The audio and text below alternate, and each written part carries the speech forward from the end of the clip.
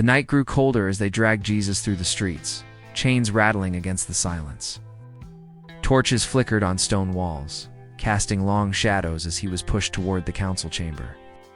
Inside waited the Sanhedrin, the most powerful religious court in Israel. Faces were set like stone, not searching for truth, but for a reason to destroy him. False witnesses stepped forward, their voices stumbling over half-truths and twisted words. They contradicted each other, but it didn't matter. The leaders weren't looking for justice, they were looking for a death sentence. This man said he would destroy the temple and rebuild it in 3 days. One shouted, another added, "Lies," their voices rising like a storm. Through it all, Jesus stood silent.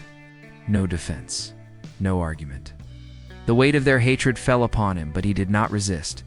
His silence was louder than their noise, revealed their corruption, their fear, their desperation.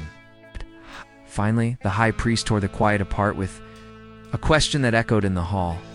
"Are you the Messiah, the Son of the Blessed One?" The room froze. Every eye locked on him. This was the moment. If he denied it, they might release him. If he admitted it, he sealed his fate. Jesus looked at them, unshaken, and spoke the words that thundered through history, "I am. And you will see the Son of Man sitting at the right hand of power and coming with the clouds of heaven." The high priest ripped his robe in rage. Gasps and shouts filled the chamber. They had what they wanted. They cried, "Blasphemy! He deserves death!" Spit struck his face. Fists pounded against him. Soldiers mocked him, covering his eyes and striking him, saying, "Prophesy! Who hit you?" But even beaten, even humiliated, Jesus did not back down. He had spoken the truth, knowing it would cost him everything. At dawn, they dragged him before Pilate, the Roman governor. Here the game shifted. Religious leaders wanted him dead, but only Rome had the power to crucify, and they accused him of claiming kingship, trying to brand him as a rebel against Caesar. Pilate studied him, puzzled. "Are you the king of the Jews?" he asked. Jesus replied with calm strength, "You say so." Pilate searched for guilt, but found none. He saw no rebel, no criminal. But the crowd outside roared louder and louder. Stirred up by the priests, "Crucify him! Crucify him!" Pilate's voice was drowned by the mob. And still Jesus did not plead, did not bargain, did not bend. He stood in silence. A king without a crown, a prisoner stronger than the court. That judged him. This was not defeat. This was destiny. The verdict was given. The Roman whip had torn his back, the crown of thorns pressed deep into his brow, and blood ran down his face. Soldiers laughed, draping a faded purple robe over his shoulders, mocking him as a king. Ape shoved a reed into his hand, bowed in false worship, then struck him again and again. To them he was a joke. To the leaders, he was a threat silenced. To the crowd, he was just another man condemned to die. But to Jesus, this was the mission. He did not curse his tormentors. He did not resist the chains. Every strike, every insult, every wound he endured with a strength that the world could not understand, because he was not trapped, he was choosing. Choosing to carry the weight of sin, choosing to walk the road of suffering, choosing to love even those who hated him. The soldiers placed the heavy beam of the cross on his torn back. The streets of Jerusalem filled with the noise of footsteps and shouting. People lined the road, some spitting, some mocking, others watching in silence, unable to look away. Each step was agony, his body weak from blood loss, yet he moved forward. He stumbled, he fell, but he rose again. He carried the cross, not because he had to, but because he would not back down. On the hill called Golgotha, the final stage was set. Nails pierced his hands, his feet. The wood shook as the cross was lifted, dropped into place. The sky darkened. The earth trembled, and even the air felt heavy with grief. The crowd jeered, "If you are the Son of God, come down from the cross." But Jesus stayed. He could have called angels, ended it all in a moment, but he did not, because this was not weakness. It was victory unfolding in silence. Every breath he drew on that cross was a declaration. Love will not retreat. Every moment. of agony was proof that his mission was unbreakable. He looked at his enemies and said, "Father, forgive them, for they know not what they do." Even in death, he gave mercy. And then, with his final breath, he cried out, "It is finished." Not a whisper of defeat, but a roar of triumph. The work was complete. The greatest stand in history was not made with swords or armies, but with a cross, a crown of thorns, and a Savior who refused to back down. The story did not end on the cross. The cross was not defeat, but the doorway to victory. Jesus did not back down when the leaders mocked him. He did not back down when his friends abandoned him. He did not back down when the crowd demanded his death. And even in his final breath, he did not surrender to fear. He surrendered only to the will of his Father. This is why his stand is unlike any other in history. Kings fought for thrones, armies fought for power, rulers fought to protect their names, but Jesus fought for love. He fought for every broken life, every guilty heart, every soul in need of hope. His refusal to bend was not about pride. It was about saving the world. Think about it. What would have happened if he had stepped back? If he had chosen the easier road? If he had stayed silent when truth was demanded? If he had called angels to rescue him in the garden? The mission would have ended. The light would have been lost. Hope would have been gone. But he stayed. He endured. He finished what he came to do.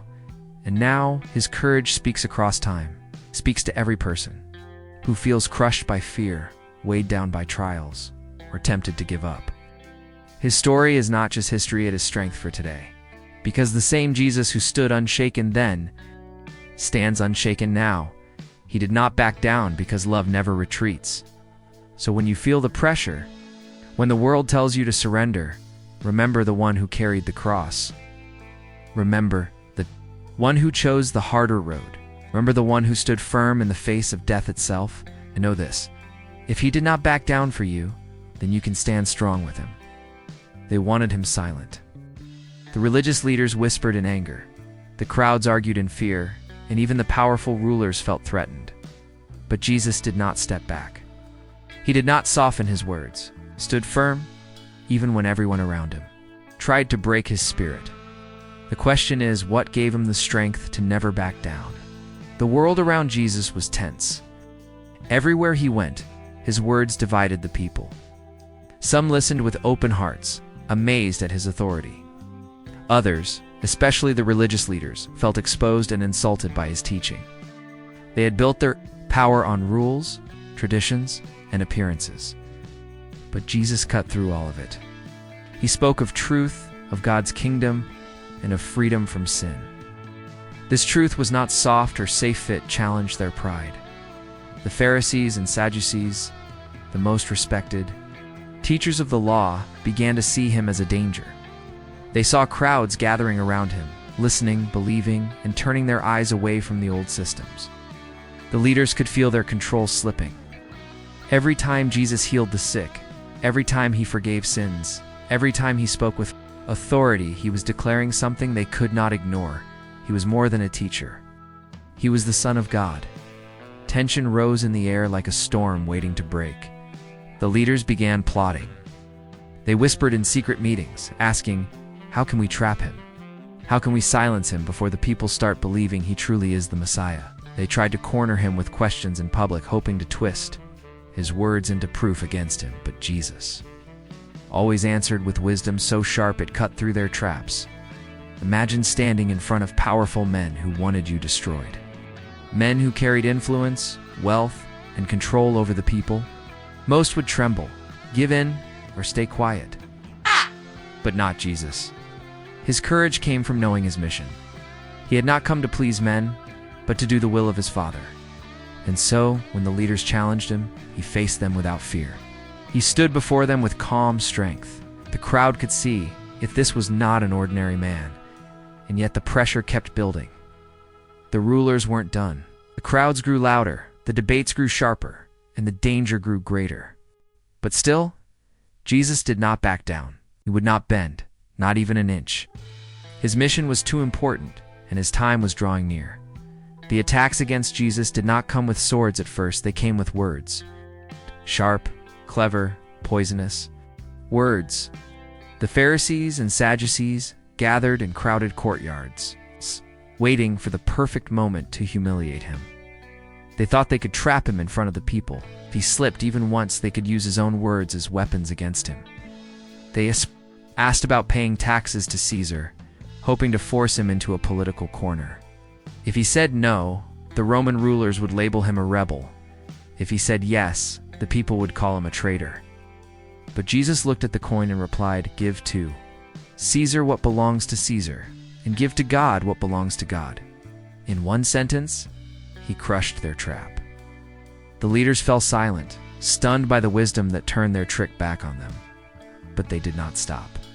They asked about the resurrection, about the greatest commandment, about authority itself. The question was a net carefully tied to catch him. Yet every time, his answers exposed their hearts instead. He told them that love of God and love of neighbor stood above all. He reminded them that the scriptures they claimed to know pointed to him. His words were like fire, burning through their pride. The crowds could see it too. Ordinary men and women listened, wide-eyed, whispering to one another. He speaks with such power. He cannot be fooled, cannot be shaken. And while the people grew amazed, the leaders grew furious, their faces tightened with anger. They could not stand being exposed in front of their own followers. Imagine the tension of that moment. The most powerful religious leaders of the land stood together, united in hatred, yet one man stood against them all. He had no army, no wealth, no throne, yet he had something stronger, the truth. And the truth gave him a courage no one could break, even as their plots thickened.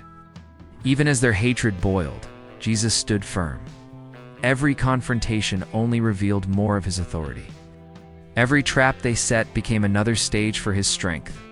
And though they longed to silence him, they could not. Because Jesus was not speaking for himself, he was speaking for his Father. When Jesus spoke, the world seemed to stop. The marketplace noise faded. The clatter of coins and sandals grew. Quiet, and every ear leaned in. His words were not like the long, heavy sermons of the teachers of the law. They were alive. They carried a weight that went straight into the heart. People said, "He speaks as one who has authority, not like our scribes." Picture the hills of Galilee, where thousands gathered, sitting on stones and grass under the hot sun. Mothers held their children close. Fishermen dropped their nets to listen. Even the poor, the forgotten, and the broken found a place near his feet. And Jesus spoke words they had never heard before. "Blessed are the poor in spirit. Blessed are the merciful. Blessed are those who hunger and thirst for righteousness." These words were not empty promises. They turned the world upside down. In a time when power belonged to the rich and mercy was seen as weakness, Jesus was declaring a new kingdom, God's kingdom. His teaching lifted the lowly and humbled the proud. It offered hope to the outcasts and warning to the mighty. Every sentence carried fire, yet also healing. But his message was not comfortable. He spoke of loving enemies, of forgiving without limits, of carrying the cross. He warned against greed, hypocrisy, and false righteousness. He looked straight into the hearts of those who pretended to be holy, and he called them out without fear. Some trembled at his words, convicted. Others clenched their fists in anger, exposed. And yet, no matter how hard the truth was, the people kept listening. Why? Because deep down they knew his words were not ordinary. They came with authority, as if heaven itself was breaking through the silence of earth. Every parable, every command, every promise carried the breath of God. Still, with every word, the danger grew. The leaders watched from a distance, furious at his boldness. They whispered, "If this continues, the whole world will follow him." But Jesus did not hold back. He knew his time was short. Every teaching was a light in the growing darkness. Every word was a step closer to his final mission. And so he taught with power, not backing down, not softening the truth. Because the message was not meant to please men, it was meant to save them. Night had fallen. The city of Jerusalem slept, but in the Garden of Gethsemane, the silence was heavy. The olive trees stood like dark shadows, and the air carried a weight of dread. Jesus knelt on the ground, his face pressed to the earth. His voice trembled as he prayed, "Father, if it is possible, let this cup pass from me. Yet not my will, but yours be done." This was not weakness, it was humanity. The weight of every sin, every sorrow, every act of evil was gathering on his shoulders. The struggle was real. He could have turned back, walked away, vanished into the night. But he did not.